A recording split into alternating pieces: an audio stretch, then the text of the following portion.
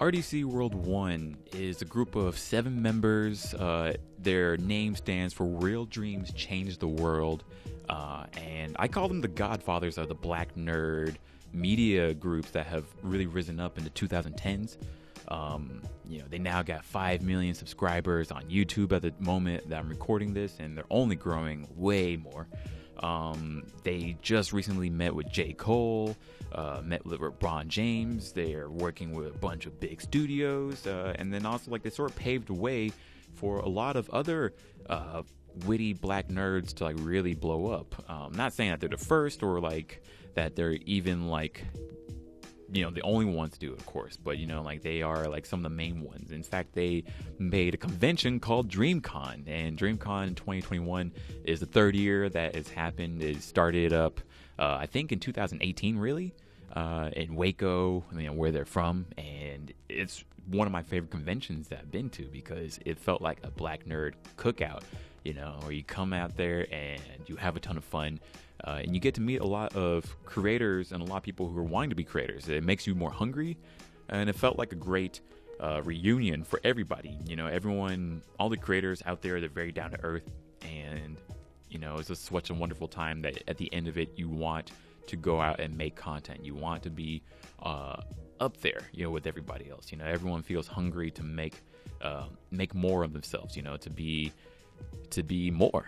So at DreamCon 2021, we got to meet with a lot of different people. Of course, there's RDC World 1. They were busy running around the whole time trying to make sure that the convention was running smoothly. All of them, especially Jonathan, just really trying to make sure the con went well. And honestly, I had a wonderful time. Other huge creators, Caleb City, Long Beach Griffey, Minicon. And then there were plenty of voice actors. Sean Schemmel was there. I didn't get to see him, but he was there. We got to see some big vendors. There was Where the Waifu At. Loved those guys. Great vendors. Land Party, another podcast group that's from New York that's doing some big things, and they interviewed a lot of people. And then there's lots of people I wanted to see, for example, Black Girls Anime, but I didn't get a chance to. Everyone was busy. It was just so packed, and there was not enough time to literally meet everybody, even at the parties and events that were happening. It was just so much happening the whole time. So this past year at DreamCon 2021, it was in Arlington, Texas, at the Esports Arena instead of Waco, Texas, as it had been in the past few years, which is wonderful. Waco is 2 hours away from Austin and from Dallas, so it was hard to get to that spot. But now, sort of big leagues being at the Esports Arena, where it was big enough to make the convention feel busy, but it wasn't too cramped. Most people wore their masks, and there weren't any problems with that. And then also, luckily, it's connected to a hotel. So it was connected to the neighboring Sheraton Hotel through a walkway that, it's really easy to get to. You can park over there. And we got to have part of the esports arena, so that way we had plenty of panels, we had Q&A session, we even had the video game portion, so that way people can play games. They can just rent controllers, play very easily whatever game you want to play with other people. Very easy, just hand over your ID, they'll give it back to you at the end. There were spots where there was autographs, there was board games, viewing spots. What else? It felt like a very good convention. It was small, and is still growing, but it was very comfortable, especially in this era of COVID, where we're not really done yet with it, but we are, getting better with it. And I think this convention showed how feasible it is to actually do big events in this post-COVID time.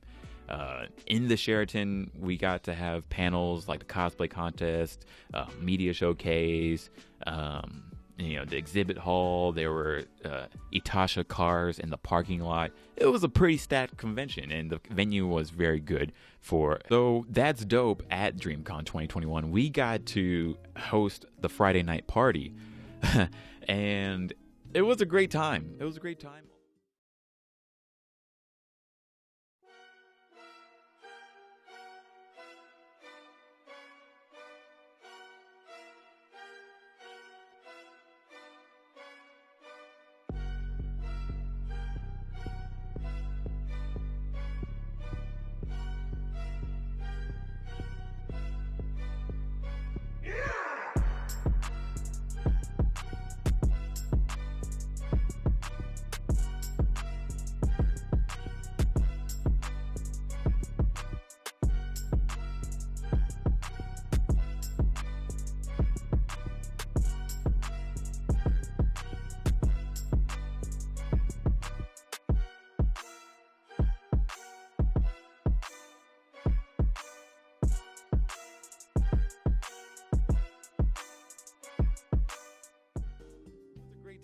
It was a great time. A lot of craziness went to it.